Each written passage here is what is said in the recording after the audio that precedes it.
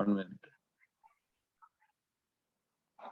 കർത്താവിന്റെ Okay. നാമത്തിന് മഹത്വം ഉണ്ടാകട്ടെ. വീണ്ടും ഒരിക്കൽ കൂടി ദൈവവചന പഠനത്തിനായിട്ട് ഒന്നിച്ചേരുവാൻ കർത്താവ് കൃപ ചെയ്തതുകൊണ്ട് ദൈവത്തിന് സ്തോത്രം ചെയ്യുന്നു. प्रभु यीशु के नाम की महिमा हो। फिर से एक बार उनकी वचन पढ़ने के लिए, उनके समूह में एकत्रित होने के लिए प्रभु ने सहायता की, इसलिए मैं प्रभु को धन्यवाद करता हूँ. ഫിലിപ്പിയ ലേഖനത്തിൽ നിന്നുള്ള ചിന്തകൾ ആണ് നാം പരിശോധിച്ചു വരുന്നത്. और फिलिपियों की पत्री में से हम इन दिनों में पढ़ाई करके आ रहा हैं. നാം കഴിഞ്ഞ 2 ക്ലാസ്സുകളിലായി അതിന്റെ ആദ്യത്തെ 2 വാക്യങ്ങൾ പരിശോധിക്കുകയുണ്ടായി. और पिछले दोनों क्लास में हमने उसकी शुरुआती जो पगला अध्याय की 2 आयतों हमने पढ़ाई की. കഴിഞ്ഞ 2 ക്ലാസ് കഴിഞ്ഞപ്പോൾ നമുക്ക് ലഭിക്കുന്ന ഫീഡ്ബാക്ക് വളരെ സന്തോഷകരമാണ്. जो पिछले दोनों क्लास के बारे में जो जानकारी हमें मिलता है वो खुशीदायक है. പ്രത്യേകിച്ച് കഴിഞ്ഞ ക്ലാസ്സിന് ശേഷം ദൈവദാസന്മാര് ഇവിടെ പഠിച്ച കാര്യത്തെക്കുറിച്ച് വളരെ സന്തോഷപൂർവ്വം കാര്യങ്ങൾ അവതരിപ്പിക്കുകയുണ്ടായി. അത് കൂടുതൽ നമ്മളെ ഉത്തേജിപ്പിക്കുന്നു, ഉത്തരവാദിത്വം നൽകുന്നു.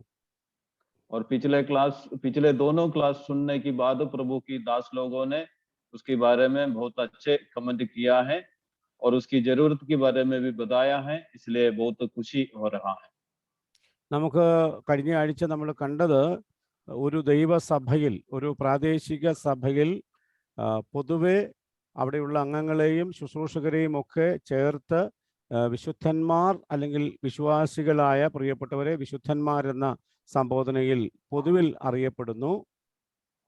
और पिछले क्लास में हमने ये देखा है एक स्थानीय कलीसिया की जो विश्वासी लोग और वहां की जो अध्यक्ष और सेवक सबको मिलाकर पवित्र संत लोग के नाम पर पौलोस ने संबोधन किया है. മാത്രമല്ല എല്ലാവരും വിശുദ്ധന്മാരായിരിക്കുമ്പോൾ തന്നെ ഒരു പ്രാദേശിക സഭയിൽ അധ്യക്ഷന്മാരും ശുശ്രൂഷകന്മാരും ഉണ്ടായിരിക്കണം എന്ന വിഷയം നമ്മൾ കഴിഞ്ഞ ആഴ്ചയിൽ പഠിച്ചു. और ये भी नहीं, जो एक स्थानीय कलीसिया में जो सेवकाई के लिए अध्यक्ष लोगों और प्रेरित लोग और सेवकों होने की बात कहा है. കർത്താവായ യേശുക്രിസ്തുവിന്റെ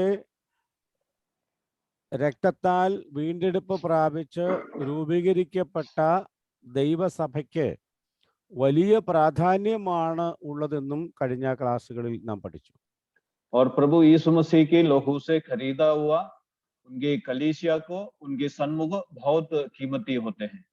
രണ്ടാം വാക്യം നമ്മൾ ഇങ്ങനെയാണ് വായിക്കുന്നത്: നമ്മുടെ പിതാവായ ദൈവത്തിങ്കിൽ നിന്നും കർത്താവായ ക്രിസ്തുയേശുവിങ്കിൽ നിന്നും നിങ്ങൾക്ക് കൃപയും സമാധാനവും ഉണ്ടാകട്ടെ. इसकी दूसरी आयत में हम ऐसे पढ़ते हैं, हमारे पिता परमेश्वर और प्रभु यीशु मसीह की ओर से तुम्हें अनुग्रह और शांति मिलते रहे. ദൈവത്തിങ്കിൽ നിന്നും യേശുക്രിസ്തുവിങ്കിൽ നിന്നും കൃപയും സമാധാനവും ഉണ്ടാകട്ടെ എന്ന് പറഞ്ഞപ്പോൾ പിതാവും പുത്രനും തമ്മിലുള്ള ആ നിസ്തുല്യത നാം അവിടെ കാണുകയുണ്ടായി. और यहाँ पर जो बात कह रखा है कि प्रभु यीशु मसीह से और पिता परमेश्वर से हमें शांति और अनुग्रह मिलते रहे, ऐसे करके कहने से और प्रभु यीशु मसीह और परमेश्वर की जो अटूट बंधन को वहां पर बताया जाते हैं. നമുക്ക് അടുത്ത വേദഭാഗത്തിലേക്ക് പോകാം. हमें जो आगे की आयत में और बढ़े. 3 മുതലുള്ള വാക്യങ്ങളാണ് നമ്മൾ ഇന്ന് ചിന്തിക്കുന്നത്. उसकी तीसरी आयत से आज हम विचार करेंगे. ആദ്യത്തെ 2 വാക്യങ്ങൾ ഒന്ന് വായിക്കാം, അഥവാ 3ഉം 4ഉം വാക്യങ്ങൾ വായിക്കാം. इसमें तीसरे और चौथे पद और पढ़ना चाहूंगा. मैं जब तुम्हें स्मरण करता हूं तब अपने परमेश्वर का धन्यवाद करता हूं, और जब भी तुम सबके लिए विनती करता हूं तो सदा आनंद के साथ विनती करता हूं. നമ്മൾ വായിക്കുന്നത് അപ്പോസ്തലനായ പൗലോസിന്റെ ജീവിതത്തിലുള്ള ഒരു തുടർമാനമായ അനുഭവമാണ്. यहाँ पर हम ये पढ़ते हैं कि प्रेरित पौलोस की जीवन में लगातार होने वाला जो बातों को बताते हैं. ഫിലിപ്പിയരെ ഓർത്ത് പ്രാർത്ഥിക്കുന്ന പൗലോസിനെയാണ് നാം ഇവിടെ കാണുന്നത്. यहाँ पर फिलिपियों के संत लोगों को के लिए प्रार्थना करने वाला पौलुस को हम देखते हैं। അവിടെ നമ്മൾ ഇങ്ങനെ കാണുന്നു, ഞാൻ നിങ്ങൾക്കെല്ലാവർക്കും വേണ്ടി കഴിക്കുന്ന സകല പ്രാർത്ഥനയിലും എപ്പോഴും സന്തോഷത്തോടെ പ്രാർത്ഥിക്കുന്നു. जो मैं तुम लोगों के लिए जब भी प्रार्थना करते हैं और तुम्हें स्मरण करते हुए बड़े खुशी के साथ प्रार्थना करता हूँ, आनंद के साथ। മൂന്നാം വാക്യം വായിക്കുമ്പോൾ ഞാൻ നിങ്ങൾക്ക് വേണ്ടി എല്ലാവർക്കും വേണ്ടി പ്രാർത്ഥിക്കുന്നു എന്നും ആ പ്രാർത്ഥനയിൽ എപ്പോഴും നിങ്ങളെ ഓർക്കുമ്പോൾ സന്തോഷത്തോടെ പ്രാർത്ഥിക്കുന്നു എന്നും ആ പ്രയോഗം നമ്മൾ കാണുന്നു. वो तीसरी पद में ये लिखा है, जब मैं प्रार्थना करता हूँ तुम सभी को स्मरण करता हूँ और तुम्हें स्मरण करने के लिए मुझे आनंद मिलता है, ऐसे करके लिखा है। എന്നാൽ ഇംഗ്ലീഷിൽ നമ്മളത് വായിക്കുകയാണെങ്കിൽ അതിങ്ങനെയാണ് കാണുന്നത്, നിങ്ങളെ ഓർത്ത് പ്രാർത്ഥിക്കുന്ന സമയത്ത് ഞാൻ നിങ്ങളെ ഓർത്ത് ദൈവത്തിന് സ്തോത്രം ചെയ്യുന്നു. अंग्रेजी में उसको ऐसा पढ़ते हैं, जब मैं तुम्हारे लिए प्रार्थना करता हूँ तब मैं परमेश्वर को धन्यवाद करता हूँ. അപ്പോസ്തലന്റെ ഒരു ജീവിത അനുഭവമാണ് ദൈവ മക്കളെ ഓർത്ത് വിശുദ്ധന്മാരെ ഓർത്ത് പ്രാർത്ഥിക്കുക. അത് പ്രത്യേകാൽ താൻ മുഖാന്തരം വിശ്വാസത്തിലേക്ക് വന്നവരെ ഓർത്ത് പ്രാർത്ഥിക്കുക എന്നുള്ളത് തൻ്റെ ഒരു വ്രതമാണ് എന്ന് നമുക്ക് കാണാം. और प्रेरित का एक जिम्मेदारी भी है और उसकी जीवन की एक प्रतिज्ञा भी है कि उनके द्वारा जो लोग विश्वास में आया उनके लिए प्रार्थना करना. അപ്പോൾ ഇവിടെ നിന്ന് നമ്മൾ മനസ്സിലാക്കേണ്ട ഒരു കാര്യം, എല്ലാ വിശുദ്ധന്മാർക്കു വേണ്ടിയും ലോകത്തിലുള്ള സകല വിശുദ്ധന്മാർക്കു വേണ്ടിയും പ്രാർത്ഥിക്കാൻ നമുക്ക് ബാധ്യതയുണ്ട്. यहाँ से हमें एक बात सीखना चाहिए, समझना चाहिए, दुनिया भर के सारे विश्वासी संत लोगों के लिए प्रार्थना करने का जिम्मेदारी हमें भी है. അപ്പോൾ നമ്മളോടൊരു ചോദ്യം മുമ്പോട്ട് വരാൻ സാധ്യതയുണ്ട്. वहां पर एक सवाल ऐसे आ सकते हैं, ലോകത്തിലുള്ള എല്ലാ വിശുദ്ധന്മാരുടെയും പോയിട്ട് നമ്മുടെ സമീപ സ്ഥലം സഭകളിലുള്ള വിശ്വാസികളുടെ വിശുദ്ധന്മാരുടെ പേര് വിവരങ്ങൾ പോലും നമുക്ക് അറിയില്ലല്ലോ. वो दुनिया भर के क्या है, क्या अपने आसपास की जो सारे पवित्र लोगों की नाम तक हम जानते नहीं हैं. എങ്കിലും നമുക്ക് അവരെ ഓർത്ത് പ്രാർത്ഥിക്കാനായിട്ട് സാധിക്കും. फिर भी हम उनको याद करते हुए प्रार्थना कर सकते हैं. രാജസ്ഥാനിലുള്ള ആ സംസ്ഥാനത്തുള്ള വിവിധ ജില്ലകളിലുള്ള ദൈവജനത്തെ ആ ജില്ലകളുടെ പേര് പറഞ്ഞ് നമുക്ക് പ്രാർത്ഥിക്കാൻ കഴിയും. और राजस्थान के जो सारे संत लोग और वहां की राजस्थान प्रांत का हर जिले का नाम लेके हम प्रार्थना कर सकते हैं. ഇന്ത്യയിലുള്ള വിവിധ സംസ്ഥാനങ്ങളിലുള്ള ദൈവസഭകളെ ഓർത്ത് പ്രാർത്ഥിക്കാൻ കഴിയും. और इंडिया देश का जो सारे जो राज्यों के नाम लेकर भी हम प्रार्थना कर सकते हैं. മാത്രമല്ല ലോകത്തിലുള്ള സകല വിശുദ്ധന്മാരെയും ഓർത്ത് ഒറ്റ വാക്കിൽ തന്നെ നമുക്ക് സ്തോത്രം ചെയ്യാനും പ്രാർത്ഥിക്കാനും സാധിക്കും. അത് നമ്മുടെ ബാധ്യതയാണ്.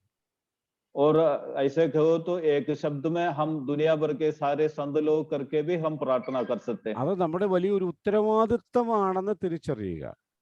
ये अपनी जिम्मेदारी है करके हमें समझना चाहिए.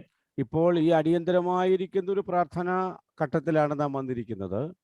अभी हमें प्रार्थना की एक जरूरत घड़ी में है. हम നമ്മുടെ യൂറോപ്പിൽ വലിയ യുദ്ധം നടക്കുകയാണ്. यूरोप जो महाद्वीप में अभी बहुत बड़े लड़ाई चल रहा है.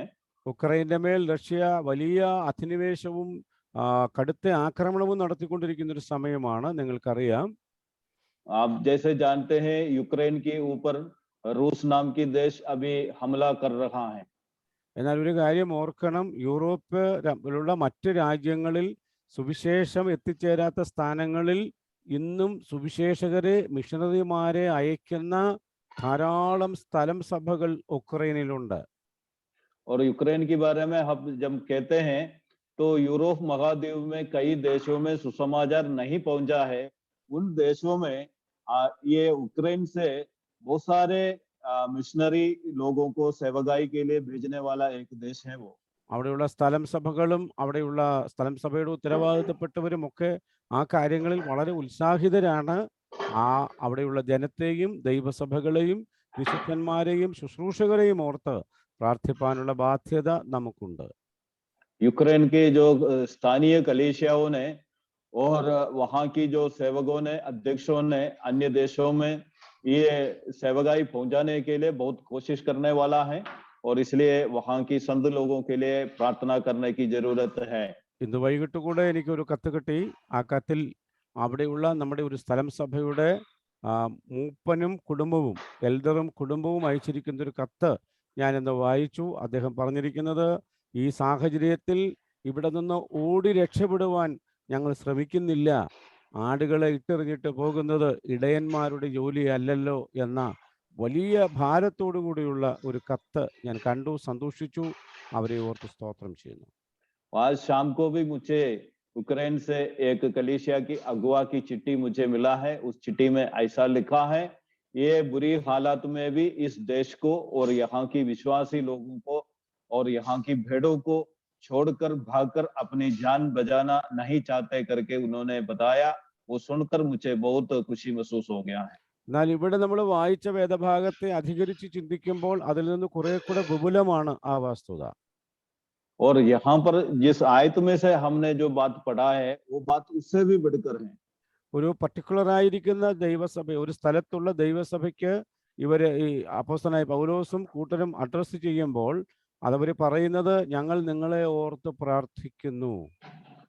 एक खास जगह की स्थानीय कलीसिया के लिए जब पौलुस और उनके साथियों ने जब चिट्ठी लिखते हैं, और उस चिट्ठी में उन्होंने ये लिखा है, हम लोग तुम्हें याद करते हुए प्रार्थना करते हैं.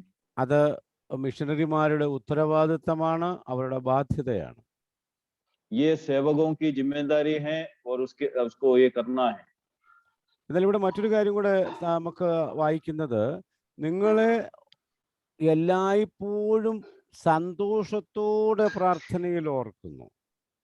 और यहाँ पर ये भी लिखा है, तुम्हें हमेशा बड़े खुशी के साथ, आनंद के साथ प्रार्थना में याद करते हैं.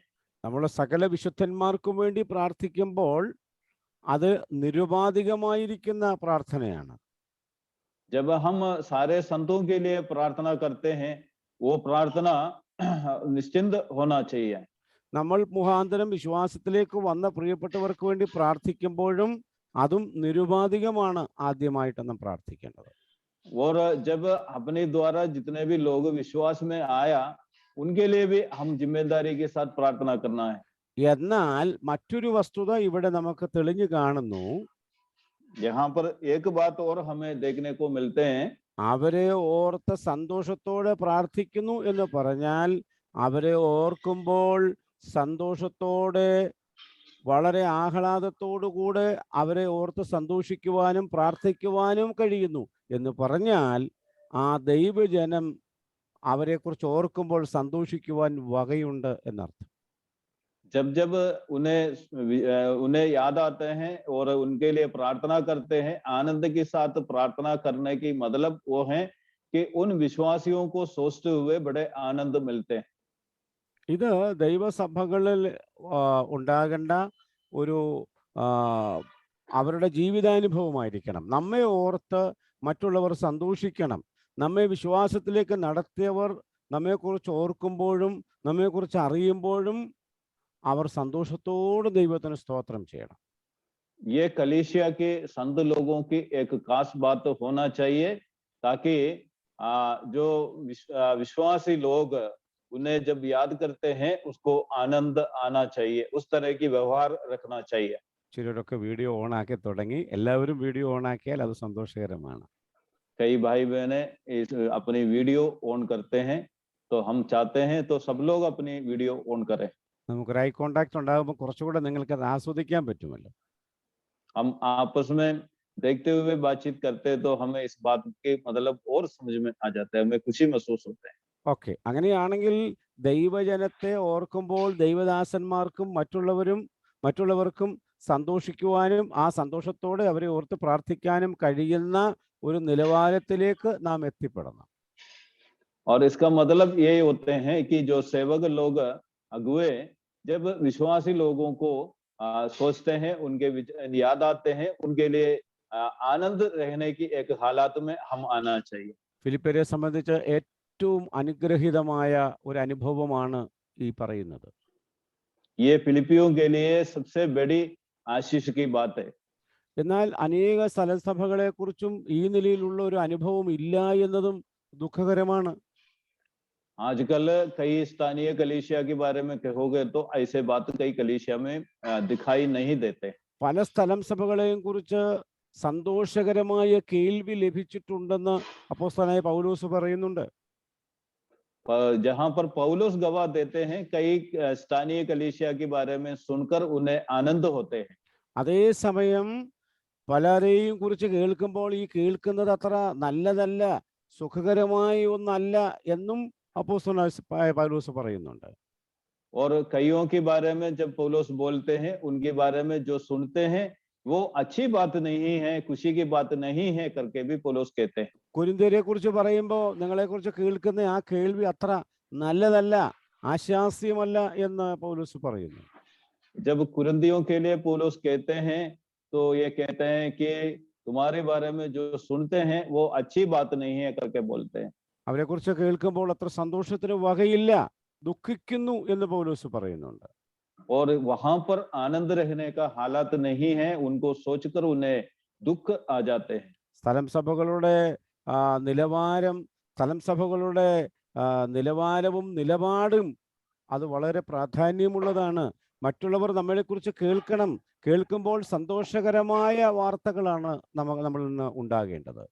और स्थानीय कलीसियाओं की जो हालात है, जिसके बारे में अन्य लोग जब सुनते हैं उसको सुनते ही आनंद आना चाहिए, ऐसे हालात में स्थानीय कलीसिया होना चाहिए। മൂന്നാം വാക്യം നമുക്ക് നൽകുന്നത് വളരെ അനുഗ്രഹീതമായ പാഠമാണ്. और तीसरी आयत हमें बहुत आशीषदायक वचन है। എന്തുകൊണ്ടും മറ്റുള്ളവർക്ക് സന്തോഷം നൽകുന്നതായിരിക്കുന്ന നമ്മുടെ സ്ഥലം സഭകളുടെ ജീവിത രീതിയും പ്രവർത്തന രീതിയും പെരുമാറ്റവും ഇടപാടുകളും എല്ലാം മറ്റുള്ളവർക്ക് സന്തോഷം നൽകുന്നതായിരിക്കണം. कैसे भी अन्य लोगों को, अन्य विश्वासियों को खुशीदायक होना चाहिए हमारे व्यवहार और हमारे बातचीत। ഈ തിരിച്ചറിവുകൾ നമ്മുടെ സ്ഥലം സഭകൾക്കും അതിൻ്റെ നടത്തിപ്പുകാർക്കും വിശ്വാസികൾക്കും ഒക്കെ ഉണ്ടായിരുന്നെങ്കിൽ എന്ന് നമുക്ക് ആഗ്രഹിക്കാം, നമുക്ക് അവരെ ഓർത്ത് പ്രാർത്ഥിക്കാം. हम चाहता हूं कि इस बात की जानकारी और इस बात की समझ हर विश्वासी और हर कलीसिया को हो जाए, इस बात को सोच के हम प्रार्थना करें। നാലാം വാക്യം നമുക്ക് വായിക്കാം. चौथे आयत हम पढ़े, और जब भी तुम सबके लिए विनती करता हूं तो सदा आनंद के साथ विनती करता हूं। നിങ്ങളിൽ നല്ല പ്രവൃത്തിയെ ആരംഭിച്ചവൻ യേശുക്രിസ്തുവിൻ്റെ നാളോളം അതിനെ തികയ്ക്കും എന്ന് ഉറപ്പായി വിശ്വസിച്ചിരിക്കുന്നു. 4 नहीं है, 5वां आयत है, इसमें ऐसे लिखा हुआ है, इसलिए तुम पहले दिन से लेकर आज तक सुसमाचार। നാലാം വാക്യം തന്നെ, നാലാം വാക്യം. जी, നാലാം വാക്യം എന്നുള്ള വായിച്ചു, 3, 4 ഒന്നിച്ച് വായിച്ച്. मैं जब जब तुम्हें स्मरण करता हूं तब तब अपने परमेश्वर का धन्यवाद करता हूं। और 4, और जब कभी तुम सबके लिए विनती करता हूं तो सदा आनंद के साथ विनती करता हूं। और 5, इसलिए कि तुम पहले दिन से लेकर आज तक सुसमाचार के फैलाने के मेरे सहभागी बने रहो। ഓക്കെ, ഇവിടെ മലയാളത്തിൽ അല്പം വ്യത്യസ്തമായ കാര്യമാണ് എഴുതിയിരിക്കുന്നത്. എന്നാൽ 3, 4, 5 അല്ലെങ്കിൽ അത് താഴോട്ടുള്ള 6 വരെയുള്ള വാക്യങ്ങൾ മൊത്തത്തിൽ നാം വായിച്ചാൽ അവിടെ നമുക്ക് കുറേ കാര്യങ്ങൾ മനസ്സിലാക്കാം. അതിനകത്ത് പറയുന്നത്, നിങ്ങളിൽ നല്ല പ്രവൃത്തിയെ ആരംഭിച്ചവൻ യേശുക്രിസ്തുവിന്റെ നാളോളം അതിനെ തികയ്ക്കും. हाँ, यह 5वां वाक्य है ना। 5वें आयत में एक कहा है, इसलिए तुम पहले दिन से लेकर आज तक सुसमाचार फैलाने के मेरे सहभागी बने रहो। ഓക്കെ, അപ്പോൾ അവിടെ ഇങ്ങനെയുണ്ട്, മലയാളത്തിൽ അത് വായിക്കണമെങ്കിൽ, ഒന്നാം നാൾ മുതൽ ഇതുവരെയും സുവിശേഷ ഘോഷണത്തിൽ നിങ്ങൾക്കുള്ള കൂട്ടായ നിമിത്തം ഞാൻ നിങ്ങളെ ഓർക്കുമ്പോഴൊക്കെയും എൻ്റെ ദൈവത്തിന് സ്തോത്രം ചെയ്യുന്നു. അതാണ് മലയാളത്തിൽ പറഞ്ഞിരിക്കുന്നത്. 4-ാം വാക്യം പ്രത്യേകമായി മറ്റൊരു കാര്യം പറഞ്ഞിട്ടുണ്ട്. എങ്കിലും നമുക്ക് അങ്ങനെ തന്നെ പറയാം, നമ്മിൽ ആരംഭിച്ചിരിക്കുന്ന പ്രവൃത്തി, ദൈവം ആരംഭിച്ചിരിക്കുന്ന പ്രവൃത്തി അത് കർത്താവിൻ്റെ നാളോളം അതിനെ തികയ്ക്കും എന്ന് പൗലോസ് പറയുകയാണ്. और यहाँ पर ये पौलुस ये कहते हैं कि जिस पगला दिन से ही लेकर हम जो प्रभु यीशु मसीह की सेवकाई, मतलब सुसमाचार को फैलाने की जो कार्य शुरू किया है, वो कार्य मसीह का दिन तक उसको पूरा करेंगे। ആ पौलुस വാക്യങ്ങളെ ये चाहता है। ആ വാക്യങ്ങളെല്ലാം കൂടെ ഒന്ന് ചേർത്ത് വെച്ചിട്ട് നമുക്ക് ഇങ്ങനെ പറയാം. इन सारे आयतों को एक साथ मिलकर हम ऐसे कह सकते हैं, നിങ്ങളിൽ നല്ല പ്രവൃത്തിയെ ആരംഭിച്ചു ദൈവം, जो तुम्हारे अंदर जो अच्छे कार्य को परमेश्वर ने शुरू किया है അത് ദൈവം നിവർത്തിക്കും. और वो कार्य को परमेश्वर ने पूरा करेगा। ഇതിന് ശേഷം പിന്നീട് പറയുന്നത്, ഒന്നാം നാൾ മുതൽ നിങ്ങൾ എന്ത് ചെയ്തു, ഇതുവരെയും സുവിശേഷ ഘോഷണത്തിൽ നിങ്ങൾക്ക് കൂട്ടായ്മയുണ്ടായിരുന്നു. और ये भी कहते हैं कि पहला दिन से लेकर अभी तक सुसमाचार की सेवकाई के लिए तुम सहभागी बने रहा है। ഇവിടുത്തെ ഒന്നാം ദിവസം എന്ന് പറയുന്നത് ഫിലിപ്പിയിൽ സ്ഥലം സഭ രൂപീകരിക്കപ്പെട്ട ദിവസമായിരിക്കണം. यहाँ पर जो पहला दिन जो कहते हैं उसका मतलब ये हो सकता है जिस दिन फिलिप्पी में जो कलीसिया की स्थापना हुई उसी दिन को मतलब हो सकता है। അഥവാ ലുദ്യയും കുടുംബവും വിശ്വസിച്ച് സ്നാനമേറ്റ ദിവസം.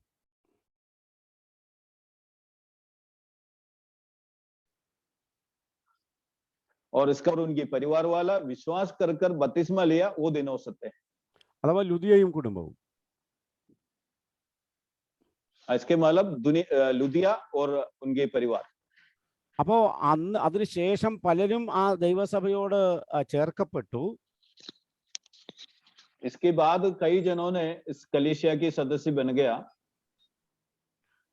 അഥവാ ലുദിയോയുടെയും കുടുംബത്തിന്റെയും രക്ഷിക്കപ്പെട്ട് സ്നാനപ്പെട്ട് ദൈവസഭയോട് ചേർന്നതിനോടൊപ്പം തന്നെ അതിനുശേഷം പലരും അവരോട് ചേർക്കപ്പെട്ടു. ഉദാഹരണത്തിന് ജയിലറും കുടുംബവും. और इसका मतलब ये है जिस समय बहन लुदिया और उनकी परिवार कलीसिया के साथ सदस्य बने और उनके साथ कई लोगों ने कलीसिया की सदस्य बन गया होगा, जैसे उस जेलर और उनकी परिवार भी. അങ്ങനെ ആ സ്ഥലം സഭ വികസിച്ചു വന്നു, ധാരാളം പേര് അതിനോട് ചേർക്കപ്പെട്ടു. എന്നാൽ പൗലോസ് ഇവിടെ പറയുന്നത് ആ ദൈവസഭയുടെ ആരംഭ ദിനം മുതൽ ഇപ്പോൾ പൗലോസ് പറയുന്ന ഈ ലേഖനം എഴുതുന്ന സമയം വരെയും അവിടെയുള്ള വിശ്വാസികൾക്ക് സുവിശേഷ ഘോഷണത്തിൽ പങ്കാളിത്തമുണ്ടായിരുന്നു, അതിൽ ഒരു വലിയ കൂട്ടായ്മയുണ്ടായിരുന്നു. इसका मतलब यह है जिस दिन लुदिया और उनकी परिवार कलीसिया के सदस्य बने उस दिन को पहले दिन मानते हुए तब से लेकर बहुत सारे लोगों ने उस कलीसिया की सदस्य बन गया है. और आगे बढ़कर जब तक पौलुस ने इस पत्री लिख रहा है तब तक जो सेवकाई फिलिपिया की जो विश्वासी लोगों ने किया है उसके बारे में पौलुस अभी बातचीत कर रहा है. സുവിശേഷ ഘോഷണം എന്നും ഒരു വിഭാഗം ആളുകൾക്കായിട്ട് മാറ്റിവെച്ചിരിക്കുകയാണ്. और इसका मतलब यह है सुसमाचार का जो सेवकाई कुछ खास लोगों के लिए अलग कर रखा है. സുവിശേഷം അറിയിക്കുക എന്നുള്ളത് സുവിശേഷകന്മാർക്കോ അനി അതിനപ്പുറത്തേക്ക് പോയാൽ മൂപ്പന്മാർക്കോ മാത്രം ക്രമീകരിച്ചിരിക്കുന്ന ഒരു വിഷയമായിട്ടാണ് നല്ലൊരു പങ്കും കരുതുന്നത്. आज बहुत सारे लोग ये विश्वास करते हैं कि सुसमाचार सेवकाई के लिए सेवकों को नियुक्त कर रखा है और आगे बढ़कर कहोगे तो कलीसिया के अगुवे लोग भी इस सेवकाई कर रहा है. എന്നാൽ ഇവിടെ നമ്മൾ വായിച്ച വാക്യത്തിന്റെ അടിസ്ഥാനത്തിൽ ദൈവസഭയിലെ ഓരോ അംഗങ്ങൾക്കും ഓരോ സ്ഥലം സഭയ്ക്കും സുവിശേഷ ഘോഷണത്തിൽ പങ്കാളിത്തമുണ്ട് എന്ന കാര്യം ഊട്ടി ഉറപ്പിക്കുന്നതാണ്. लेकिन अपने विचार अलग हैं. जैसे हम वचन से जो पढ़ते हैं यहाँ पर यह बात बताया गया है कि कलीसिया के हर सदस्य को और कलीसिया को ये सुसमाचार की सेवकाई की जिम्मेदारी है. എല്ലാവരും സുവിശേഷകന്മാരല്ല, സുവിശേഷം അറിയിക്കുന്നവരെല്ലാം സുവിശേഷകന്മാരുമല്ല. सभी लोग सुसमाचार सेवक नहीं हैं और सुसमाचार सुनाने वाला सभी सुसमाचार सेवक भी नहीं. ഒന്നുകൂടെ പറയാം, സുവിശേഷകന്മാര് അഥവാ സുവിശേഷവന്മാരെന്ന് പറയുന്നവരെല്ലാം ഒരു പ്രത്യേക വിഭാഗത്തിൽപ്പെട്ടവരാണ്. അതുകൊണ്ട് സുവിശേഷകന്മാരെല്ലാവരും സുവിശേഷം അറിയിക്കണം. പക്ഷെ സുവിശേഷം അറിയിക്കുന്നവരെല്ലാം സുവിശേഷകന്മാരല്ല. इसका मतलब ये है, थोड़ा और साफ तरीके से हम कहोगे तो जो सुसमाचार सेवक जो अलग खास लोग हैं वो सुसमाचार सुनाना चाहिए, लेकिन जो लोग उनके साथ हैं वो सुसमाचार सुनाते हैं, वो सुसमाचार सेवक होने की जरूरत भी नहीं। സുവിശേഷകന്മാർ എന്നുള്ള ഒരു പ്രത്യേക നിയമനം ദൈവം അല്ലെങ്കിൽ കർത്താവ് നടത്തിയിട്ടുണ്ട്. അതുകൊണ്ട് സുവിശേഷകർ എന്നൊരു വിഭാഗമുണ്ട്. और सुसमाचार सेवक के रूप में प्रभु यीशु मसीह ने लोगों को नियुक्त किया है। इसका मतलब ये होते हैं, ऐसा नियुक्ति होते हैं, ऐसा एक पदवी भी होते हैं। അത് അവരെ പ്രത്യേകമായി നിയോഗിച്ചിരിക്കുന്നതാണ്. അത് വലിയ ഉത്തരവാദിത്വത്തോടു കൂടെ അവർ ചെയ്യേണ്ടതുമാണ്. और उनके लिए वो खास कार्य होते हैं और वो कार्य उन्हें जिम्मेदारी के साथ करना भी चाहिए। അവർ അത് നിർവഹിക്കാത്ത പക്ഷം അവരുടെ യജമാനന് അവർ കണക്ക് കൊടുക്കേണ്ടതായിട്ട് വരും. यदि उन्होंने वो कार्य जिम्मेदारी के साथ नहीं किया हो तो उनके मालिक या अर्थात परमेश्वर को वो हिसाब देना पड़ेगा। എന്നാൽ ഓരോ വിശ്വാസിയും സുവിശേഷ ഘോഷണത്തിൽ പങ്കാളികളാകേണ്ടതുണ്ട്. फिर भी हर एक विश्वासी इस सुसमाचार सेवकाई की भागीदारी होना भी जरूरी। തങ്ങളെ വീണ്ടെടുത്ത, തങ്ങൾക്ക് പാപമോചനം നൽകിയ, നിത്യജീവൻ നൽകിയ, വീണ്ടെടുത്ത കർത്താവിനെ കുറിച്ച് അവർക്ക് അവസരം ലഭിക്കുന്നിടത്തൊക്കെ അവസരം ലഭിക്കുന്നവരോടൊക്കെ ഇത് പറയുവാനായിട്ട് അവർക്ക് അർഹതയുണ്ട്, ബാധ്യതയുണ്ട്. जब जब हमें जो मौका मिलते हैं, जो हमें जो प्रभु ने जो बजाया, अपनी पापों की क्षमा किया, हमें अनंत जीवन दिया और हमें परमेश्वर के संतान बनने की मौका दिया है, उसके बारे में जो लोग हमें मिलते हैं उन सभी को कहने की जिम्मेदारी हर एक विश्वासी का है। ഇവിടെ നമ്മൾ കാണുന്നത് സുവിശേഷ ഘോഷണത്തിൽ അവർക്കുള്ള കൂട്ടായ്മ നിമിത്തം അവരെ ഓർത്ത് കർത്താവിന്റെ ദാസൻ സ്തോത്രം ചെയ്യുന്നു എന്നാണ്. यहाँ पर हम ये पढ़ते हैं, सुसमाचार फैलाना के उस कार्य में वो लोग पौलुस की सहभागी बने रहते हैं। The participation in evangelism. सुसमाचार सेवकाई की सहभागिता എന്താണ് ഈ പങ്കാളിത്തം കൊണ്ട് അർത്ഥമാക്കുന്നത്? അല്ലെങ്കിൽ ये ഏത് നിലയിലാണ് ഇതിന് പങ്കാളിത്തം വഹിക്കാൻ കഴിയുന്നത്? और ये सहभागिता क्या है और उसको हम कैसे पूरा कर सकते हैं? സുവിശേഷ ഘോഷണം മുഖ്യമായും പരമേൽപ്പിച്ചിരിക്കുന്നത് സുവിശേഷകന്മാരെ ആണ്. അപ്പോസ്തലന്മാരിൽ തുടങ്ങി ദൈവദാസന്മാരെ പ്രത്യേകാൽ അതിന് നിയോഗിച്ചിരുന്നു. और सुसमाचार की जो सेवकाई प्रभु यीशु मसीह ने अपनी प्रेरितों की जिम्मेदारी के रूप में दे दिया है और अन्य लोगों को भी ये जिम्मेदारी प्रभु ने दे दिया और उस कार्य को अभी कार्य प्रगति पर है। അതിലുള്ള പങ്കാളിത്തം എന്ന് പറഞ്ഞാൽ അതിൽ ഓരോരുത്തരും വിവിധ നിലയിൽ പങ്കെടുക്കുക എന്നുള്ളതാണ്. और इसके भागीदारी के मतलब ये होते हैं, उस कार्य में अपनी काबिलियत के अनुसार आप उसको हिस्सेदारी करना है. ഒന്നുകൂടെ പറഞ്ഞാൽ സുവിശേഷ ഘോഷണത്തിന്റെ ഭാഗമായി ഏതെങ്കിലും നിലയിൽ സുവിശേഷ ഘോഷണത്തിന്റെ ഭാഗമാകുക. इसका मतलब ये होते हैं, सुसमाचार सेवकाई का भाग बनना है आपको, मतलब आपकी भागीदारी देना है. ഏതൊക്കെ നിലയിലാണ് അതിന്റെ ഭാഗമാകുവാൻ കഴിയുന്നത്? आप कैसे उसकी भागीदारी ले सकते हैं? ലളിതമായിട്ട് ചില വസ്തുതകൾ ഒന്ന് ഓർപ്പിക്കാം. कुछ बात मैं आपको ऐसे बताना चाहूंगा. ഒന്ന്, സുവിശേഷകരെയും സുവിശേഷക ദൗത്യത്തെയും ഓർത്ത് പ്രാർത്ഥിക്കുക. അവർക്ക് ധാരാളം ദൈവകൃപ ലഭിക്കേണ്ടതിനായിട്ട്, ദൈവം അവരെ ശക്തിപ്പെടുത്തേണ്ടതിനായിട്ട്, അവർക്ക് ധൈര്യം ലഭിക്കേണ്ടതിനായിട്ട് പ്രാർത്ഥിക്കുക. और परमेश्वर जो सुसमाचार सेवकों के लिए हम ऐसा प्रार्थना कर सकते हैं कि परमेश्वर उन्हें हिम्मत दे और परमेश्वर उन्हें आशीष दे और उसका करने का मौका उन्हें दे करके हम प्रार्थना कर सकते हैं. അങ്ങനെ സുവിശേഷ ഘോഷണത്തിന്റെ ആകുവാനായിട്ട് സാധിക്കും. इसी तरह सुसमाचार सेवकाई की भागीदारी बन सकते हैं. അതിന് വലിയ ചിലവൊന്നുമില്ല. इसके लिए कोई खर्चा नहीं होता. അതിന് പ്രത്യേക സമയമൊന്നുമില്ല. उनके लिए कोई खास समय भी नहीं. അതിന് വിശേഷിച്ച് ഏതെങ്കിലും നിലയിലുള്ള ഒരു എഫോർട്സിന്റെ ആവശ്യം വരുന്നില്ല. और उसके लिए कोई खास जोर लगाने का जरूरत भी नहीं है. കർത്താവിൻ്റെ ദാസന്മാര്, കർത്താവിൻ്റെ വേല ചെയ്യുന്ന ദൈവദാസന്മാരെയൊക്കെ ഓർക്കുമ്പോൾ, കർത്താവെ, അവർക്ക് വേണ്ടി ഞങ്ങൾ പ്രാർത്ഥിക്കുന്നു, അവരെ ബലപ്പെടുത്തണം, അവർക്ക് ധൈര്യവും അവർക്ക് ആവശ്യമായിരിക്കുന്ന ആരോഗ്യവും ഒക്കെ കൊടുക്കണം എന്ന് പ്രാർത്ഥിക്കാം. और जब जब हम जो प्रभु की सेवकाई में लगे रहे लोगों को जब याद होते हैं, उसको हिम्मत देने के लिए, उसको ताकत देने के लिए और उसको आशीष पाने के लिए हम याद करते हुए प्रार्थना कर सकते हैं. രണ്ടാമതൊരു കാര്യം, ഈ സുവിശേഷവൽക്കരണത്തിന്റെ ഭാഗമാകുന്നത് അവരോടൊപ്പം സുവിശേഷഘോഷണത്തിന് ഇറങ്ങിപ്പുറപ്പെടുക എന്നുള്ളതാണ്. और दूसरी बात यह है कि जो सुसमाचार सेवकों के साथ सुसमाचार सेवकाई के लिए आप भी निकल पड़ो. എല്ലാവർക്കും സുവിശേഷം പറയുവാനുള്ള പ്രാപ്തി ഉണ്ടാകണമെന്നില്ല. और जरूरी नहीं है सबको सुसमाचार सेवकाई की काबिलियत हो.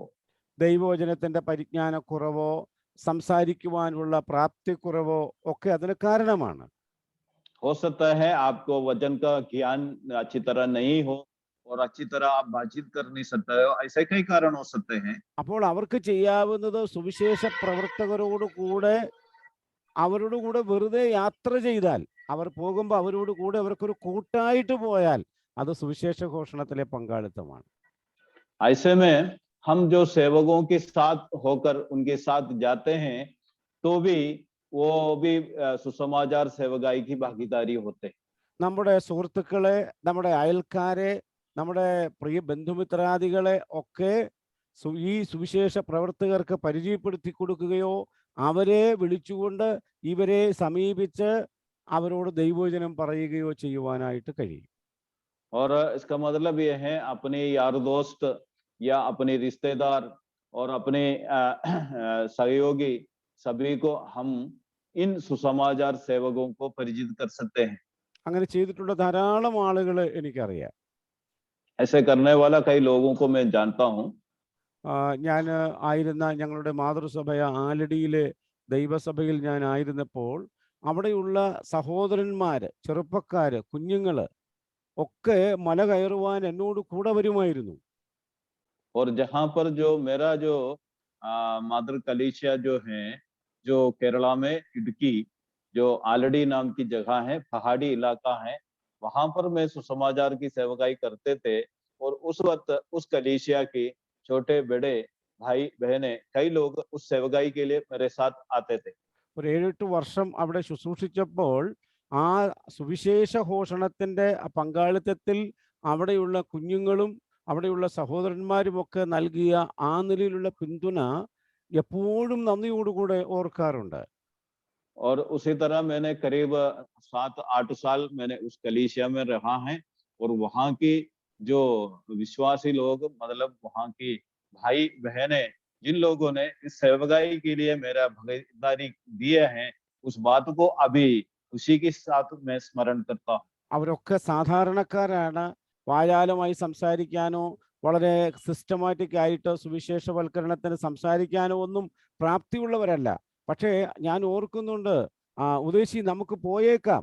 ഏത് ദിവസം ചെന്നാലും അവരെന്നോട് കൂടെ വൈകുന്നേരങ്ങളിൽ അവരുടെ ജോലിയൊക്കെ തീർത്തിട്ട് മല കയറാൻ വരുമായിരുന്നു, വലിയ മല കയറുവാൻ വരുമായിരുന്നു. और मुझे अभी भी याद है वहाँ की जो विश्वासी लोग, उनमें कोई खास खूबियां तो नहीं थे बोलने में या सुसमाचार की सेवकाई में, लेकिन मैं कभी भी उस सेवकाई के लिए निकल पड़ता था. वहाँ के वो विश्वासी लोगों ने मेरे साथ उन पहाड़ी इलाकाओं में भी मेरे साथ आने के लिए वो कभी झिझकते नहीं थे. ഞാൻ പറഞ്ഞ അങ്ങനെയുള്ള സ്ഥലം സഭകളും വിശ്വാസികളുമുണ്ട്. സുവിശേഷ ഘോഷണത്തിൽ ആ ദൈവദാസന്മാരോട് കൂടെ ആ പ്രവർത്തനങ്ങളിൽ പങ്കാളികളാകുന്ന പ്രിയപ്പെട്ടവരുണ്ട്. അവരെ ഓർത്ത് സ്തോത്രം ചെയ്യുന്നു. അത് ഫിലിപ്പിയരുടെ ഒരു അനുഭവമായിരുന്നു. मैं ये कहता हूँ कि ऐसा जो सेवकों के साथ होकर सुसमाचार सेवकाई की सहभागी बनना, सहायता करने वाला कई विश्वासी लोग होते हैं. और यहाँ पर फिलिपिया कलीसिया में भी ऐसे लोग थे. उनके लिए मैं परमेश्वर को स्तुति करता हूँ. സുവിശേഷ ഘോഷണത്തിന്റെ ഭാഗമാകുന്നതിന്റെ മറ്റൊരു കാര്യം, സുവിശേഷഘോഷണത്തിന് ആവശ്യമായിരിക്കുന്ന ഭൗതിക സഹായം നൽകുന്നതാണ്. और सुसमाचार सेवकाई की भागीदारी बनने का तीसरी बात यह है कि इन सुसमाचार सेवकाई के लिए हमें भौतिक आशीषों से उन्हें सहायता कर सकते हैं। എനിക്ക് തോന്നുന്നു പ്രാദേശിക സ്ഥലം സഭകളിൽ ഏറ്റവും കുറച്ച് പഠിപ്പിക്കപ്പെടുന്ന ഒരു വിഷയമാണ് ഇത്. मुझे लगता है आजकल अपने स्थानीय कलीसियाओं में सबसे कम पढ़ाई करवाने वाला एक विषय है ये। പ്രത്യേകിച്ച് ആ സ്ഥലം സഭകളിൽ ദൈവവചനം പഠിപ്പിക്കുന്നത് അവിടെ തന്നെ ശുശ്രൂഷിക്കുന്ന പ്രവർത്തിക്കുന്ന സുവിശേഷകന്മാരാണെങ്കിൽ ഇത് പലപ്പോഴും പഠിപ്പിക്കാനായിട്ട് ഇടയില്ല. और खास तौर पर मान लो और जिस कलीसिया में जो सुसमाचार सेवक वहां पर वचन भी सिखाते हैं तो वो इस बात को वहां पर कम पढ़ाते होंगे. കാരണം ഇത് വളരെ തെറ്റിദ്ധരിക്കപ്പെടുവാനായി സാധ്യതയുള്ള ഒരു വിഷയമാണ്, അതുകൊണ്ടാണ്. और क्योंकि सुसमाचार सेवक इस बात को लोगों को सिखाएंगे तो लोग उसको गलत समझते हैं. എന്നാൽ ഈ കാര്യം പറയുവാനായിട്ട് മടിക്കേണ്ടതില്ല. लेकिन इस बात को कहने के लिए बुराई नहीं समझना है. തെറ്റിദ്ധരിക്കപ്പെടുക എന്നുള്ളതല്ല ഇവിടുത്തെ വിഷയം. इसमें कोई बुराई नहीं होना है, ये अपनी विषय नहीं है. അത് നമ്മുടെ വിഷയമേ അല്ല. ये अपने विषय नहीं है. ദൈവസഭയുടെ ഉത്തരവാദിത്തമാണ്, വിശ്വാസികളുടെ ഉത്തരവാദിത്തമാണ് സുവിശേഷ ഘോഷകരെ സുവിശേഷ ഘോഷണത്തിന് ആവശ്യമായിരിക്കുന്ന ഭൗതിക കാര്യങ്ങളിൽ സഹായിക്കുക എന്നുള്ളത്. ये स्थानीय कलीसिया और कलीसिया के विश्वासी लोगों की जिम्मेदारी है कि वहां की सुसमाचार सेवक की जो भौतिक कार्यों में उन्हें सहायता करना.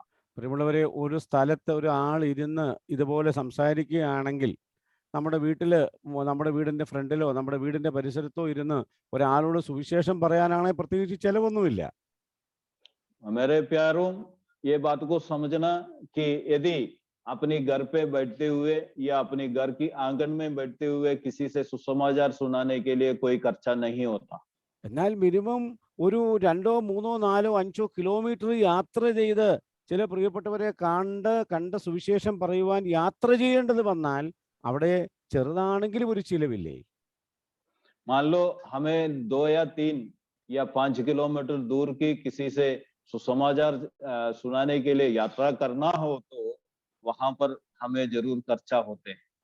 പ്രിയമുള്ളവരെ, മാത്രമല്ല സുവിശേഷകരെ കുറിച്ച് ചിന്തിക്കുമ്പോൾ അവർ സുവിശേഷ ഘോഷണത്തിൽ ജാഗരൂകരായിരിക്കുന്നത് കൊണ്ട്, അവർ അതിൽ മാത്രം ശ്രദ്ധിക്കുന്നത് കൊണ്ട്, അവരുടെ ഭൗതികമായിരിക്കുന്ന മറ്റ് വരുമാനമൊന്നും അവർക്കില്ലാത്തതായതുകൊണ്ട് ആ സുവിശേഷകരെ സഹായിക്കുന്നത് സുവിശേഷ ഘോഷണത്തിന്റെ ഭാഗമാകുകയാണ്.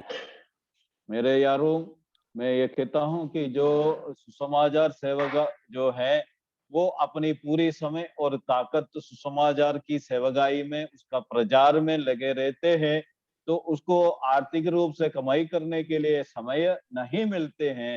इसलिए उन्हें उसी तरह सहायता करना आर्थिक रूप से या भौतिक रूप से उन्हें सहायता करना अपनी जिम्मेदारी होते हैं. അത് സ്ഥലം സഭയുടെ ഉത്തരവാദിത്തമാണ്, അത് ഓരോ കുടുംബങ്ങളുടെയും ഉത്തരവാദിത്തമാണ്, കഴിയുന്ന ഓരോ വിശ്വാസിയുടെയും ഉത്തരവാദിത്തമാണ്. ये स्थानीय कलीसिया की जिम्मेदारी है और कलीसिया के हर एक विश्वासी का जिम्मेदारी है और हर एक परिवार की जिम्मेदारी है. ആ ഉത്തരവാദിത്തത്തിൽ നിന്ന് ഒഴിഞ്ഞു നിൽക്കുവാൻ ആർക്കും അനുവാദമില്ല. आप इस जिम्मेदारी से दूर नहीं रह सकते. ഇന്ന് എത്രത്തോളം അത് പാലിക്കപ്പെടുന്നുണ്ട് എന്നുള്ളത് വളരെ ഗൗരവമായി ചിന്തിക്കേണ്ടതാണ്. और आजकल इस बात को कितने मानते हैं, इस बात को हम संशोधन करना जरूरी है. ഓരോ സ്ഥലം സഭയോടും ചേർന്ന് അവരുടെ പരിസര പ്രദേശങ്ങളിൽ ശുശ്രൂഷിക്കുന്ന ഒരു ദൈവദാസനോ ഒന്നിലധികം സുവിശേഷകരോ ഉണ്ടെങ്കിൽ അവരെ സഹായിക്കാനുള്ള ഉത്തരവാദിത്വം ആ സ്ഥലം സഭയ്ക്കും അവിടെയുള്ള ദൈവജനത്തിനുമാണ്. और स्थानीय कलीसिया के आसपास के इलाकाओं में जितने भी सेवक और उनके साथ होने वाला सगे सेवक, इन सभी के जरूरतों को पूरा करने का जिम्मेदारी और वहां की स्थानीय कलीसिया की होते हैं। ഇന്ന് ഇത് സ്ഥലസഭകളൊക്കെ ഇത് മറ്റ് സഭകളെയോ മറ്റുള്ളവരെയോ ഏൽപ്പിച്ചിരിക്കുകയാണ്. आजकल इस जिम्मेदारियां स्थानीय कलीसिया अपने आस पड़ोस की कलीसिया को इस जिम्मेदारी को दे रखा है। മാത്രമല്ല ഈ സുവിശേഷകരുടെ ജീവിതമോ അവരുടെ ജീവിത കാര്യങ്ങളോ ആരും തിരക്കാറില്ല എന്നുള്ളതാണ് ഒരു വസ്തുത. वो भी हैं, सच की बात ये है, आजकल कोई भी सुसमाचार सेवक की जीवन के बारे में, उनकी जिंदगी के बारे में कोई नहीं सोचते।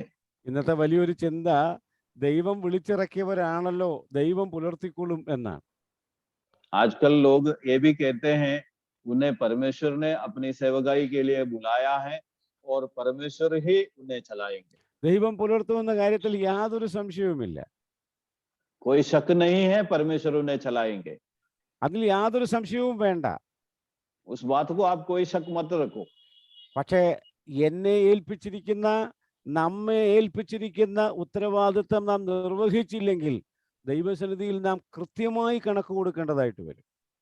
लेकिन हमें जो जिम्मेदारी और मुझे जो जिम्मेदारी ने जो दिया गया है, यदि उस जिम्मेदारी को मैं पूरा नहीं कर रहा तो परमेश्वर के सम्मुख में मुझे हिसाब देना पड़ेगा, जवाब देना पड़ेगा। ഒരു പക്ഷേ ഇതിനോട് എത്രത്തോളം യോജിക്കും എന്ന് സംശയപ്പെടുന്ന ഒരു കാര്യമാണെങ്കിലും ഒരു വസ്തുത കൂടെ ഞാൻ ഓർപ്പിക്കാം.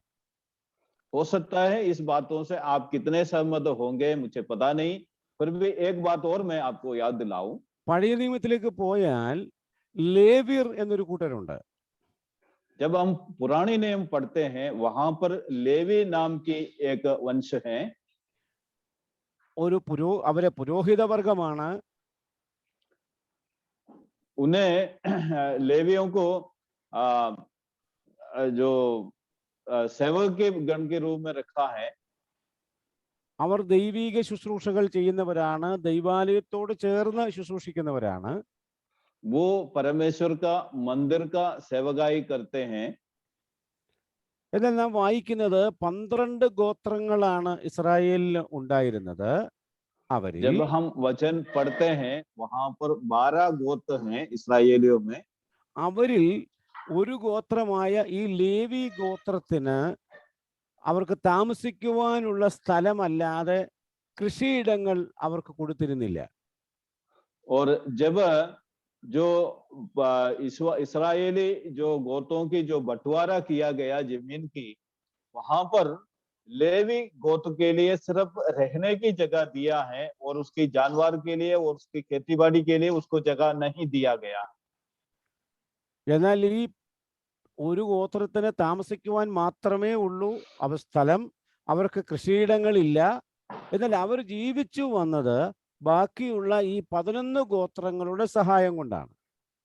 और इस जो गोत्र जो है उसको खेतीबाड़ी के लिए जगह नहीं था, जानवर पालने के लिए जगह नहीं था, और अपनी जीवन गुजारा वो ऐसे करते थे कि बाकी जो 11 जो गोत्र उनकी जीवन यापन की जरूरतों को पूरा किया करता था। അതുകൊണ്ട് ദശാംശം കൊടുക്കണം എന്ന ഒരു നിർബന്ധിതമായ കൽപ്പന പഴയ നിയമത്തിൽ നാം കാണുന്നു. इसलिए दशमान देने की जो आज्ञा हम व्यवस्था में दिखाई देते हैं। ദശാംശം ദൈവത്തിനുള്ളതാണ്. और दशमान जो भाग जो परमेश्वर के लिए होते हैं, എന്നാൽ ദശാംശം കൊടുക്കേണ്ടത് ലേവിക്കാണ്. और जो दशमान भाग देना तो लेवी गोत्र का है। ദശാംശം ലേവിക്ക് കൊടുക്കുമ്പോൾ അത് ആ ദശാംശം ദൈവത്തിന് കൊടുത്തതായിട്ടാണ് പരിഗണിക്കപ്പെടുന്നത്. जब हम लेवी याजकों के लिए दशमान भाग देते हैं, इसका मतलब होते हैं वो हम परमेश्वर को देते हैं। ഇന്ന് ആ ഭാഗമൊക്കെ എടുത്ത് വിശദീകരിച്ച് പറയാനായിട്ട് വന്നാൽ ധാരാളം തർക്ക വിതർക്കങ്ങൾക്ക് അവസരമുണ്ടാകും. आजकल इस भागों के बारे में हम विचार करते हैं, वहां पर बहुत वाकवाद होने की बात होते हैं।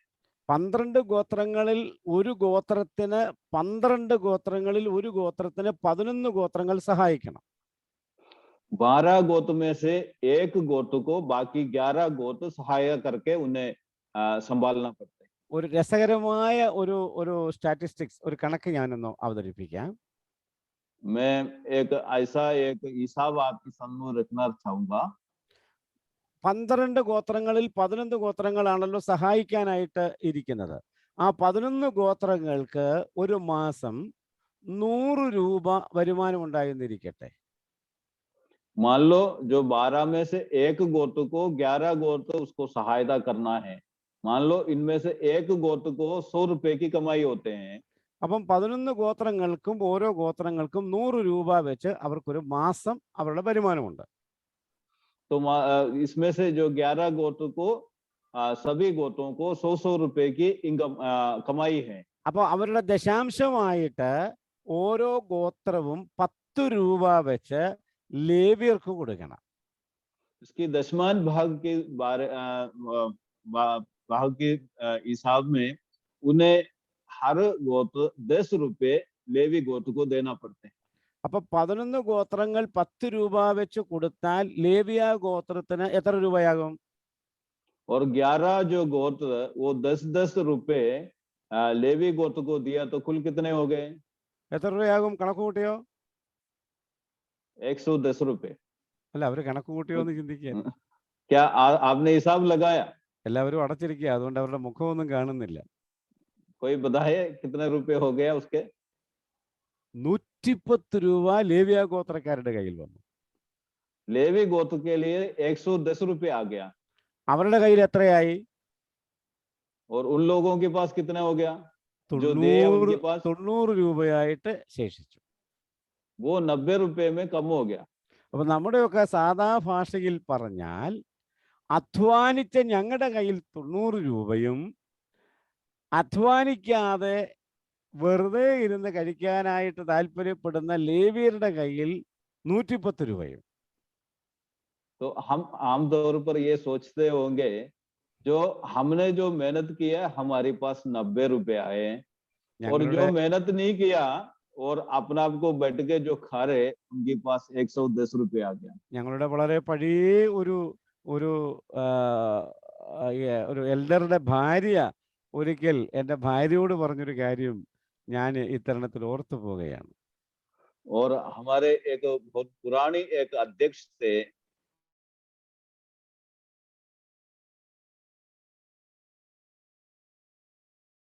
उन्होंने मतलब कि जो पत्नी से ऐसा बात. Hello, audible? हाँ Yeah. हाँ, अदायद ब्रदर ने ये बात कहा है कि जो पुरानी एक एल्डर ने ब्रदर की पत्नी से ये बात कहा है कि ഭൂമിയിലെ നന്മ എല്ലാം അനുഭവിക്കുന്നത് സുവിശേഷകന്മാരാണ്. और इस दुनिया के सारे अच्छाई को अनुभव करने वाला सुसमाचार सेवक है. എന്ന് പറഞ്ഞാൽ ആ വാക്കിന്റെ പുറകിലുള്ള ഒരു ചേതോവികാരമുണ്ടല്ലോ. और इस बात के पीछे एक ऐसा बात होते हैं എന്ന് പറഞ്ഞാൽ ഭൂമിയിൽ അധ്വാനിക്കുന്നതല്ല ഞങ്ങളാണ്, ഇതെല്ലാം അനുഭവിക്കുന്നവര് ഇവരാണ് പോലും.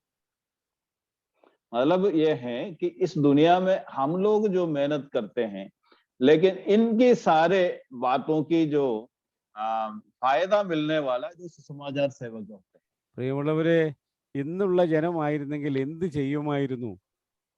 110ഉം 90ഉമായിട്ട് റേഷ്യോ മാറുമ്പോ അതിനോട് എങ്ങനെ പ്രതികരിക്കുമായിരുന്നു?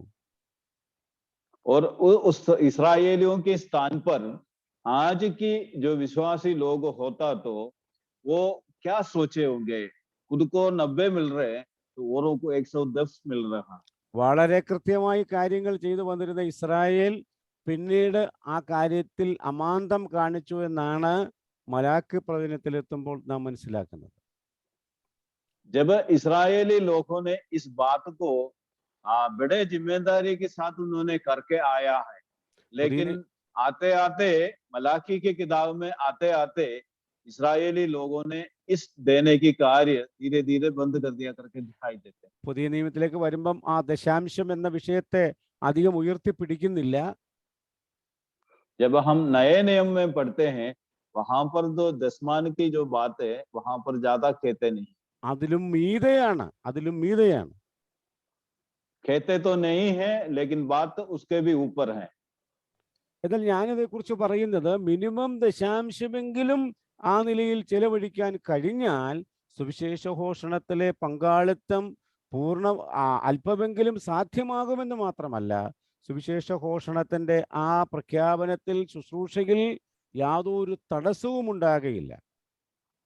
और मैंने इसके बारे में कहते हैं तो हम थोड़ा बहुत भी सुसमाचार सेवकाई के लिए इस तरह अपनी भागीदारी जिम्मेदारी पूरा करोगे तो सुसमाचार सेवकाई के लिए कोई रुकावट नहीं आएंगे.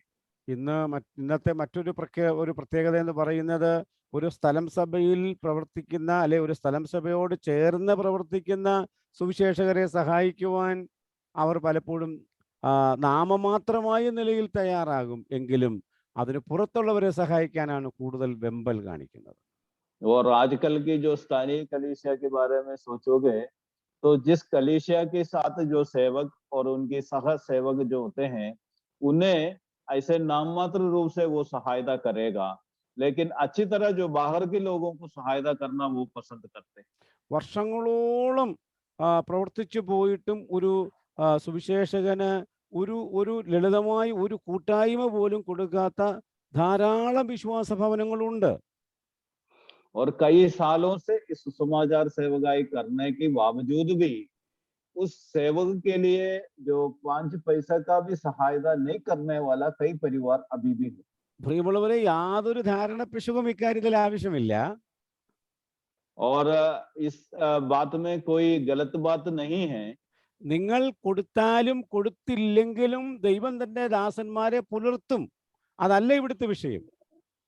यदि आप दिया नहीं दिया, ये बात पक्का है, परमेश्वर अपनी दासों को चलाएंगे, उसको कोई कमी आने देंगे नहीं देंगे, ये अपने विषय नहीं. പക്ഷെ നമ്മളുടെ ഉത്തരവാദിത്വം എന്ന് പറയുന്നത് അതല്ല എന്ന് തിരിച്ചറിയുക. और लेकिन अपनी जिम्मेदारी क्या है, इस बात को भी हम समझना जरूरी है. ഇതിനെ കുറിച്ച് ഏറെ പറഞ്ഞ് അതിനെ ഒരു വിവാദമാക്കുവാൻ എനിക്ക് താല്പര്യമില്ല. और इस विषय के बारे में ज्यादा बोलकर इसमें एक गड़बड़ी लाना मैं पसंद नहीं करूंगा. പൊതുവെ ഈ ദൈവദാസന്മാര് അധികം ആ നിലയിൽ പരാതിപ്പെടുന്നവരുമല്ല എന്നാണ് ഞാൻ കരുതുന്നത്, അധികം പേരും. और खास बात ये है, अधिकतर जो प्रभु के सुसमाचार सेवक लोग इस बात को शिकायत भी नहीं करते. കണക്ക് പറയുന്നവരുണ്ടാകാം, हो सकता है हिसाब लगाने वाला भी हो, എങ്ങനെങ്കിലും ഇത് മേടിച്ചെടുക്കാനുള്ള സൂത്രപ്പണി ഉപയോഗിക്കുന്നവരുണ്ടാകാം, और कैसे भी करके दूसरों से ये लेने वाला भी हो. അത് നമുക്ക് മറ്റൊരു ഭാഗത്തേക്ക് മാറ്റിവെക്കാം. और उसके बारे में हम अभी ज्यादा नहीं सोचेंगे. എന്നാൽ ദൈവമക്കളായ നമ്മുടെ ഉത്തരവാദിത്വം എന്താണ്? लेकिन परमेश्वर की संतान होने से अपनी जिम्मेदारी क्या है? സുവിശേഷ ഘോഷണത്തിന്റെ പങ്കാളിത്തം ഒന്നാം നാൾ മുതൽ ഇതുവരെയുമുണ്ട് എന്ന് പൗലോസ് ഫിലിപ്പിയരെ കുറിച്ച് സാക്ഷ്യം പറയും. और सुसमाचार सेवकाई की सहभागिता पगला दिन से लेकर आज तक है कर पौलोस यहाँ पर बताते हैं. നമ്മൾ ഈ ലേഖനം മുമ്പോട്ട് പഠിച്ചു പോകുമ്പോൾ ആ സ്ഥലം സഭയിൽ ഉള്ളവർ തന്നെ കഷ്ടതയിലും പരിശോധനയിലുമാണ് ജീവിക്കുന്നത് എന്ന് പറയുന്നുണ്ട്. और ये पत्रे हम पढ़ते हैं, आगे ये भी देखते हैं वहां पर जो परेशानी में और दिक्कत में रहने वाला भी बहुत है. ആ സ്ഥിതിയിലും സുവിശേഷ ഘോഷണത്തിലെ പങ്കാളിത്തത്തിൽ അവർ വളരെ ഉത്സാഹിതരായിരുന്നു. और उसकी कमी की घड़ी में भी वो लोग सुसमाचार सेवकाई की सहायता के लिए तैयार रहते थे. അതുകൊണ്ട് നാം ഇപ്പോൾ ചിന്തിച്ചു വന്ന വിഷയങ്ങൾ ഇതാണ്. അവരെ ഓർക്കുമ്പോൾ സന്തോഷത്തോടുകൂടെ അവരെ ഓർത്ത് പ്രാർത്ഥിക്കാൻ പൗലോസിന് കഴിയുന്നു. और इसलिए हम इस विषय के बारे में विचार किया है, वो इसलिए पौलोस उन लोगों को सोचते हुए आनंदित होते थे. മാത്രമല്ല അവരിലുള്ള പ്രവൃത്തിയെക്കുറിച്ച് പൗലോസിന് നല്ല ബോധ്യമാണ്. और ये भी नहीं, उनके कार्य के लिए यह पौलोस की अच्छी जानकारी है.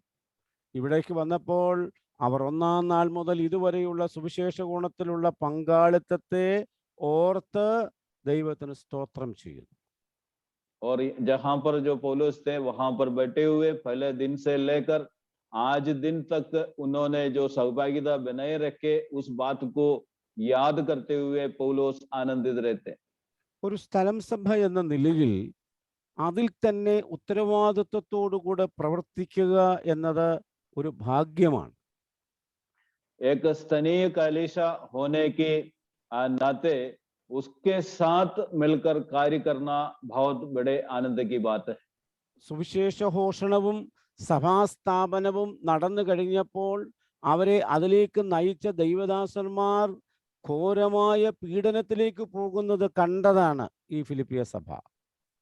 और जैसे सुसमाचार की सेवकाई और कलीसिया की स्थापना किया हुआ जो प्रभु के दास लोग सुसमाचार सेवक लोगों के ऊपर बहुत उनको बहुत परेशानियों को बहुत ताड़ना को उसको सामना करे हुए फिलिपियो की विश्वासी लोगों ने देखा है. ഒരുപക്ഷെ സുവിശേഷ ഘോഷണത്തിൽ തങ്ങൾ പങ്കാളികളാകുമ്പോൾ ഇതെല്ലാം തന്നെ തങ്ങൾക്കും നേരിടേണ്ടി വരാം എന്ന് അവർ ചിന്തിച്ചിട്ടുണ്ടാകാം. और इन सारे जो कष्टों को उनके जीवन में भी आने वाला था करके फिलिपी लोग सोच लिया होगा.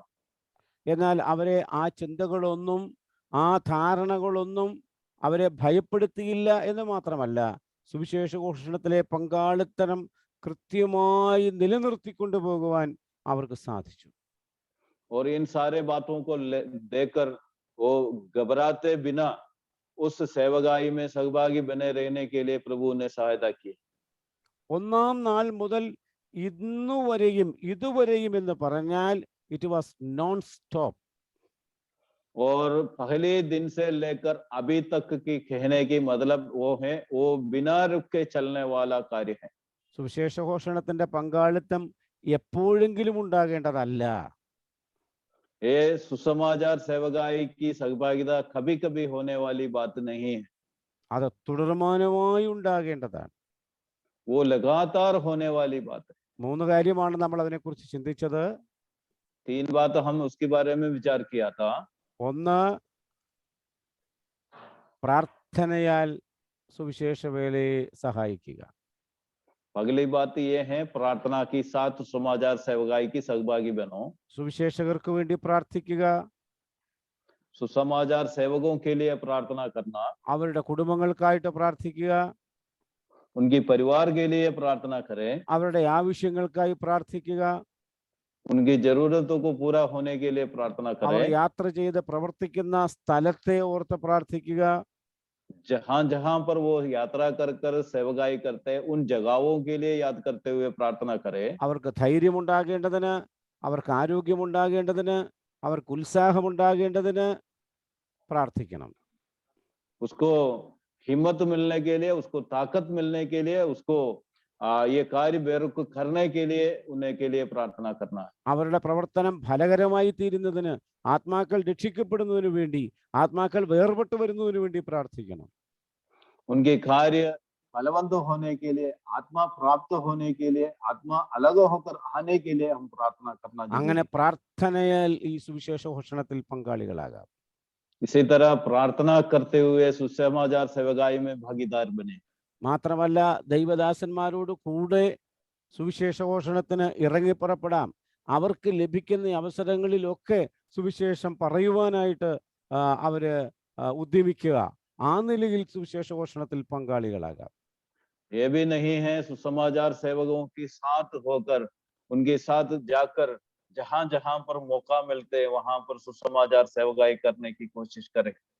മാത്രമല്ല, സുവിശേഷകരുടെ സുവിശേഷ പ്രയത്നങ്ങളുടെ പിൻപിൽ ആവശ്യമായിരിക്കുന്ന ഭൗതിക സഹായങ്ങളുമായി പിൻബലം നൽകി സുവിശേഷ ഘോഷണത്തിൽ പങ്കാളികളാകാം. अभी नहीं सुसमाचार सेवकाई के लिए जो यत्न करते हैं उन सेवकों के यत्न के लिए और उनके परिश्रम के लिए उनको आर्थिक उनकी भौतिक रूप से उन्हें सहायता करें. ഞാൻ ആ ഭാഗം വീണ്ടും വിശദീകരിക്കുന്നില്ല. मैं वो बात को और कहना नहीं चाहूंगा. ഏതെല്ലാം മേഖലകളിലാണ് ഈ കൈത്താങ്ങൽ ആവശ്യമുള്ളതെന്ന് നാം തിരിച്ചറിയുകയും നമുക്ക് ദൈവം നൽകുന്ന ഭൗതികമായിരിക്കുന്ന നേട്ടങ്ങളിൽ നിന്ന് സുവിശേഷ ഘോഷണത്തിനു വേണ്ടി, ദൈവദാസന്മാരുടെ ആവശ്യങ്ങൾക്ക് വേണ്ടി, ദൈവരാജ്യത്തിന്റെ അഭിവൃദ്ധിക്ക് വേണ്ടി ഭൗതികമായിരിക്കുന്ന കൈത്താങ്ങൽ നൽകുവാൻ നാം വളരെ കടപ്പെട്ടവരാണ്. और जैसे जो सुसमाचार सेवकाई की जरूरत को समझ के जहां जहां अपनी सहायता की जरूरत है इस बात को समझते हुए और परमेश्वर की राज्य का बढ़ोतरी के लिए हम परमेश्वर की सेवकों को सहायता करना जरूरी है। 1-ാം അധ്യായത്തിന്റെ 3 മുതൽ 6 വരെയുള്ള വാക്യങ്ങളാണ് ഇന്ന് രാത്രിയിൽ നാം ചിന്തിച്ചത്. इसकी पहला आयत की 3 से लेकर 6 तक की जो आयत आज रात को हमने विचार किए, ഇതിൽ നിന്ന് നമുക്ക് ലഭിച്ച പാഠങ്ങൾ നമ്മുടെ ജീവിതത്തിനും ശുശ്രൂഷകൾക്കും സഹായകരമായി തീരും എന്ന് പ്രതീക്ഷിക്കുന്നു. और इनमें से जो पाठ हमने जो सीखा है और ये अपनी विश्वास जीवन को और सेवकाई को आशीष का कारण बनेंगे, ये मेरा कामना है। നമുക്ക് ഇന്നത്തെ പഠനം ഇവിടെ അവസാനിപ്പിക്കാം.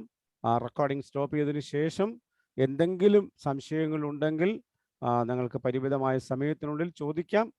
അതിനുശേഷം നമ്മുടെ ഈ ക്ലാസ് അവസാനിപ്പിക്കാം. और आज की क्लास यहाँ पर समाप्त करते हैं। और भाई अमृतपाल से मेरा ये विनती है, यदि आप ये रिकॉर्डिंग अभी स्टॉप कर सकते हैं और इसके बाद कोई भी भाई बहन को इसके बारे में कोई सवाल पूछना है तो आप पूछ सकते हैं, उसके बारे में हम विचार कर सकते हैं। നമ്മുടെ മീറ്റിംഗ് മുമ്പോട്ടുള്ള സമയം നമ്മുടെ തന്നെ മീറ്റിംഗ് തുടങ്ങുന്നത് കൊണ്ട് നിങ്ങൾ അല്പസമയം എടുത്താലും കുഴപ്പമില്ല എന്നുകൂടെ അറിയിക്കുന്നു. आगे की जो मीटिंग है अपनी ही मीटिंग है, इसलिए आप थोड़ा समय ले तो भी कोई दिक्कत नहीं, हम इस बात को आगे कंटिन्यू कर सकते हैं। ആരെങ്കിലും ഒരാൾ പ്രാർത്ഥിച്ച് അവസാനിപ്പിച്ചിട്ട് നമുക്ക് ചോദ്യങ്ങളിലേക്ക് പോവുകയാണെങ്കിൽ നമുക്ക് പിന്നീട് വളരെ വേഗം അവസാനിപ്പിക്കാം.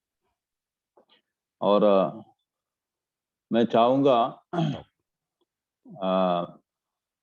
अमृतपाल भाई इस रिकॉर्डिंग को स्टॉप करें